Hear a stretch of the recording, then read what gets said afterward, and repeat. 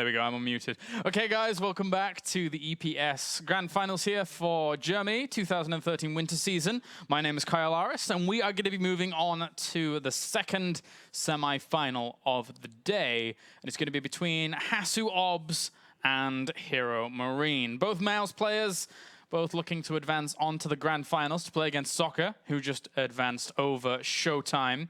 And once again, we have the old versus the new. We have HasuObs, who is a multiple EPS champion, not only in StarCraft, but also in Warcraft 3.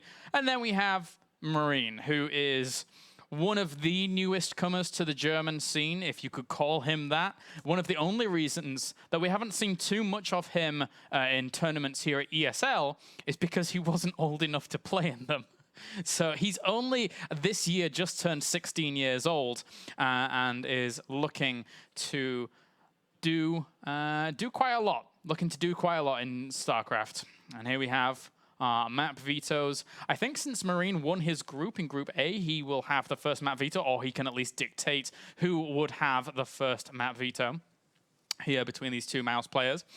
It looks like Hasu ends up vetoing Yonsu first. And then we have Belshir Vestige, or it was the other way around. Regardless, it doesn't really matter, they only get one veto each. So Belshir Vestige and Yonsu are now gone between these two. I can understand why Marine wouldn't want to play on Belshir Vestige. It's one of those maps where Protoss players are able to get into the mid-game a little bit more solidly compared to what you would normally see on other maps. And again, Marine does like his aggression, so it would be very, very easy for him to be able to, you know, defend against something of the like. So, for now, we'll just wait and see what our map order is going to be. That'll come up on a graphic in just a little bit, but this is an interesting one. It really is. The last time these guys met during ESET qualifiers, HasuObs was actually able to take the 2-0 victory, but during the course of Heart of the Swarm in general, their pasts have been very, very littered with results after results. They've pretty much taken as many series off one another as each others have. It's like 3-3 in series across the entirety of Heart of the Swarm against these guys. So we're just waiting for them to do the map order in its entirety. And oddly enough, it's a small fact, but it's one that's important nonetheless. The fact that when HasuObs won his first EPS back in Warcraft 3, and the same year, that was when Mr. Mouse Marine started school.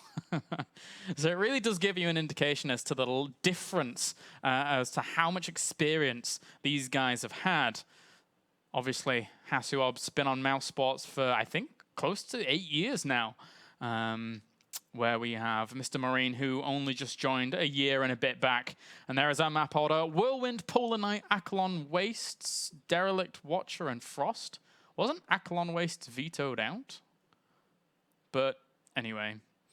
So, if that's the case, then woohoo. But if not, whatever. We are just, I will use a tasteless expression, we are a piggyback broadcast guys here.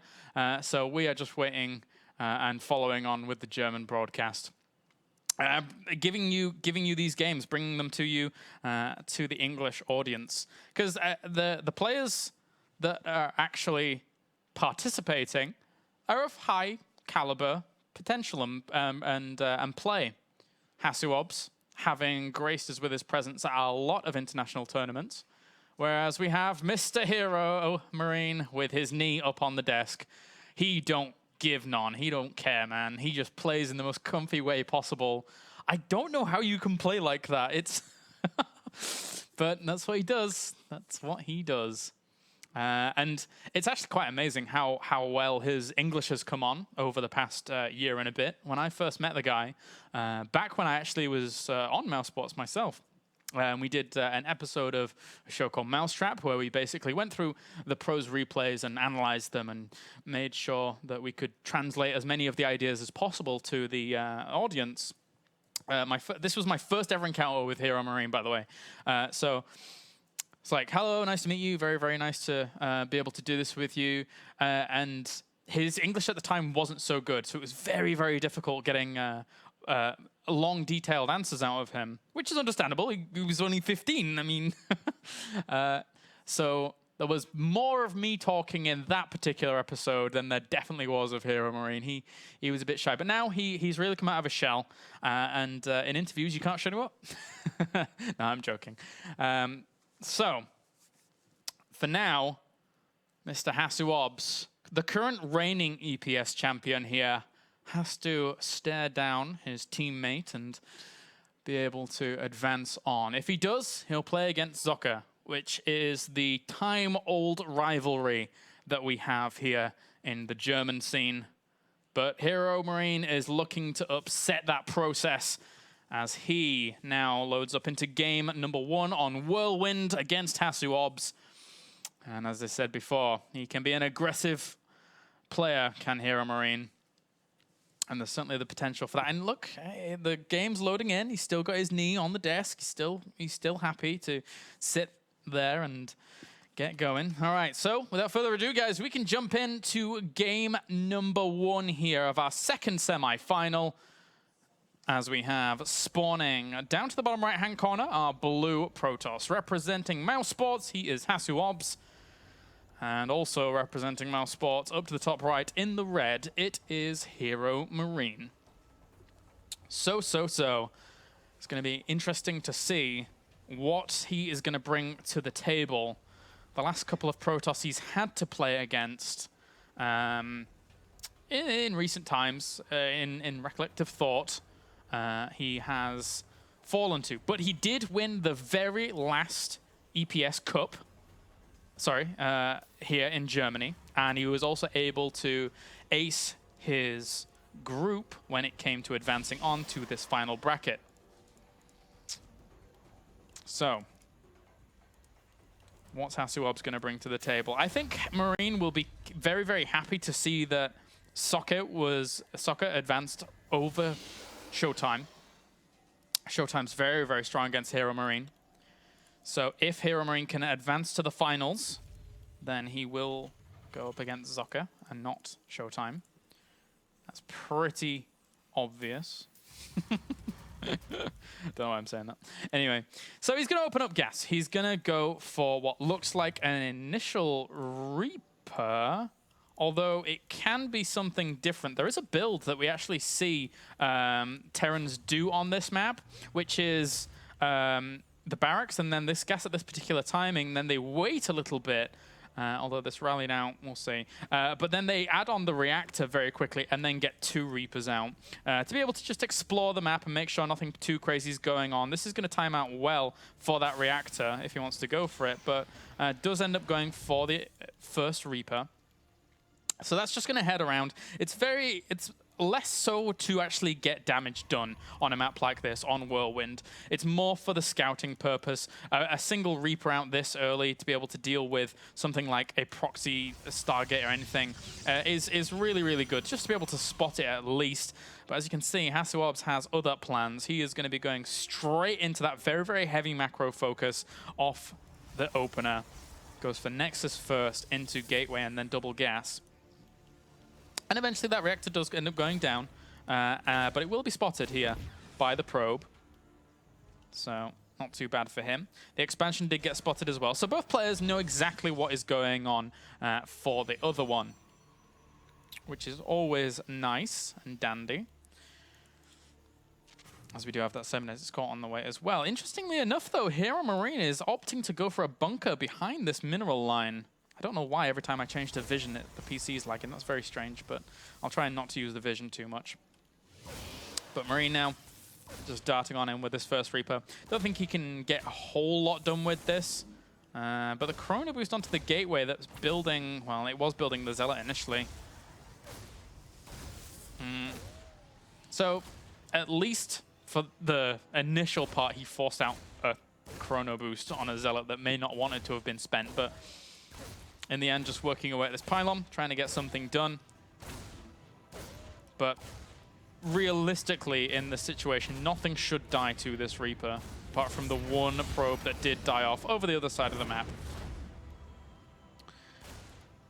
And he's going to head off straight back to that bunker. The one nice thing here about all of this harassment that we're seeing from Marine is that, yes, it's not really killed off much, but it did deny this probe transfer going down to the natural for a little bit longer than would have expected. And that Zealot has to be a little bit careful. Wow, actually that Reaper gets away. That's quite impressive that that was able to get away. It was 1 health. And the bunker did end up being salvaged. So behind this, we're going to see a pretty standard transition out from HasuObs. He's just going to go into the Robo. There's not really too much room for him to put on any pressure. Even the Forge goes down. So this is as standard can get here for HasuObs.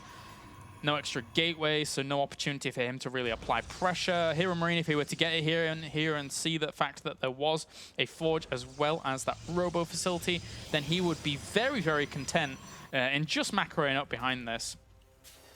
He's adding on the engineering bay, and he's adding on that factory as well. So this is one thing that HeroMarine does very, very nicely. Obviously, with the earlier command center that he had down after realizing what was going on, he is looking to, with that double barracks play, force out a photon overcharge at least, and there we go. He'll retreat right back on out with that. Losing a Reaper and a Marine, but just heading on back home. But there is the opportunity. There's a scan, and you just see the Robo, as well as double gateway behind that. So again, these are pretty normal things he's seeing right now. There was the opportunity for Marine to, even knowing that his opponent isn't really being too aggressive, he could have added on another barracks and just got up a really nice big bio count and maybe pushed forwards and tried to do something, or at least leave himself well defended. But he's just going to add on that the factory and then into starport pretty quickly so that he can potentially find some room to do drop play and find ways to wiggle around and try and apply some pressure. Now, HasuObs already has a perimeter set up here with the pylons, so it can give him forewarning as to what's going on. And this second push out here by Marine is really kind of cool, because there's not that many units out actually for HasuObs. I think this has been provoked by seeing how late those 2 gateways were at the back. He's like, oh, I scanned, I saw those 2 gateways were going down at that particular time. I can actually try and go in here because he does have stim. That's a lot of firepower that we're seeing. And he knows photon overcharge is down because he forced it out before. Really nice opportunity here for HeroMarine to do a little bit of damage and then try and sprint away. He can't linger for too long because during all of this, he doesn't have medevac support. He's going to get these units and maybe a few probes as well. He gets a few stalkers as well as sentries. Now, 3 workers for all of that bio. Now, was that worth it? Resources lost would argue that, I think yes. I think that was a good chunk of his opponent's army. I think that was a lot of minerals that HeroMarine traded away for gas units, those sentries that were important there to HasuObs. And again, because photon overcharge was not a factor during that, as he did bait it out before, that could have, if he hadn't have followed that up with the 1-2 punch, the left and the right, then that could have been a different story. But HeroMarine so far, playing this game out cool. He does see that these double medevacs are heading forwards. Saw it with the Observer. There's quite a few Observers already patrolling around. 3 in total. Drops the scan as well to see what's in the main base. Realizes there's nothing there. And actually, despite that Observer seeing, in inverted commas, those 2 medevacs heading on in, he didn't actually see it. So a little bit of damage can be done once again. These medevacs are not going to have boost to be able to get away, but there's only Zealots on the ground, so it doesn't really matter if they don't have boost. Third base is going to go down for Hasu down to the south. And HasuObs, where are you going, you cheeky, cheeky little man? Oh, well, this is cool by HeroMarine. He realized that his opponent and did flee from that location, realizing that he thought he was going to escape. But just turns straight on around and gets a little bit of damage with that pylon. Does not want to drop there, though. Those Zealots are well positioned to be able to deny that. And they will boost off. Now, this Observer is keeping an eye on those, making sure that he can try and deny any positions that they would like to find, as they were looking for a third base.